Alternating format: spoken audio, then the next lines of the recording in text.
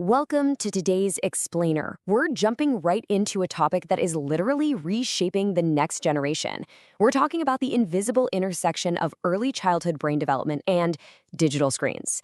And to really get into this, let's start right on the clinical front lines. So I want you to meet Arjun. He's 5.5 years old, and physically, he is growing perfectly fine. But there's this profound mystery at the center of his daily life. He doesn't converse. He just doesn't communicate. You ask him his name, and there's just silence. I mean, think about it. At an age where a kid's vocabulary should be absolutely exploding, where they're usually asking a million questions a minute, Arjun is quiet. So what's going on here? What causes a child with no underlying hereditary issues to just stop developing these crucial communication skills? Well, the clinical assessment reveals a root cause that honestly should make all of us stop and think. 4 to 5.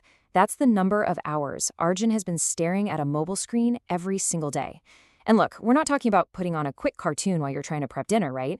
We are talking about 4 to 5 hours of deep, unblinking immersion into a digital device. In Arjun's specific case, the data points directly to this massive environmental factor as the primary driver for his speech delay. And the timeline here, it's staggering.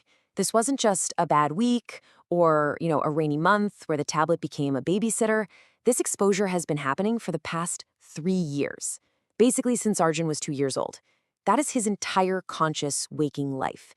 His brain has been tethered to a glowing screen for up to 5 hours a day, every day. It's just hand over the phone, let the device take over. And when you expose a rapidly developing brain to that level of artificial stimulation for years on end, you are actively interfering with natural human growth.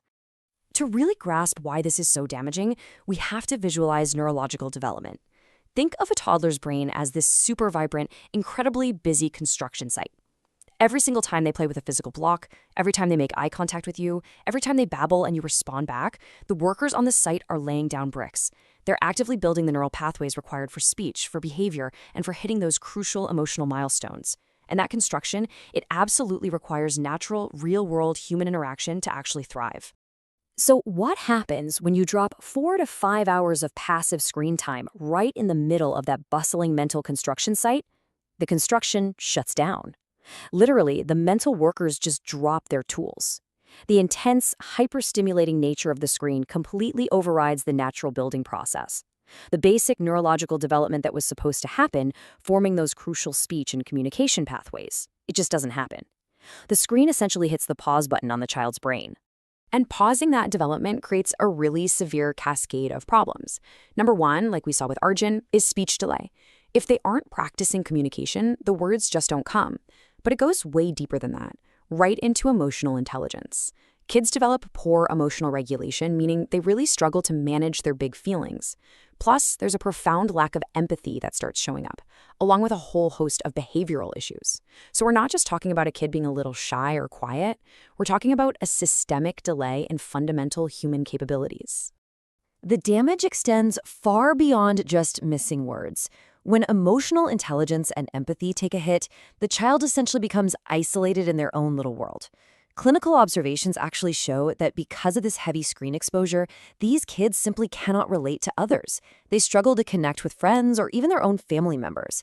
They can't naturally express what's going on inside them, and they miss out on all those subtle cues of human interaction. A smile, a frown, a shared laugh. Without those foundational connections, they are basically locked out of normal, healthy social development. Now, hearing all of this, you're probably asking the obvious question. If the consequences are this bad, why do parents hand over the phone in the first place?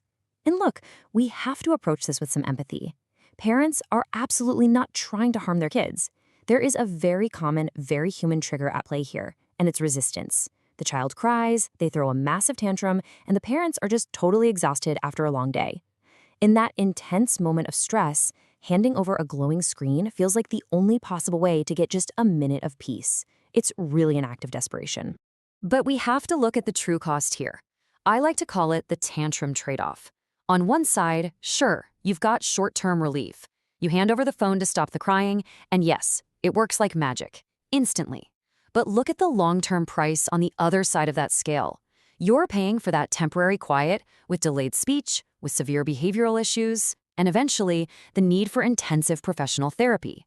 As clinical experts passionately point out, the price you and your child will ultimately pay for avoiding that tantrum is just incredibly steep. But wait, here is the good news. This is absolutely not a hopeless situation. We actually have a clear, actionable path forward.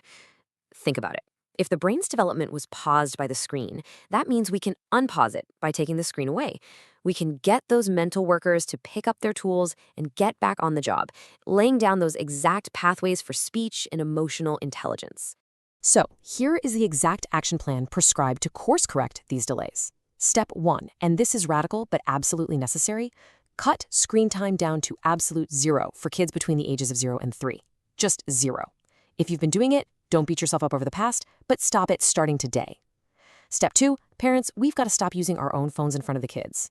And step 3, as they get a bit older, you can reintroduce gadgets, but only with incredibly strict moderation. We're talking maybe 30 minutes a day, max. You have to let the brain focus on real-world development first.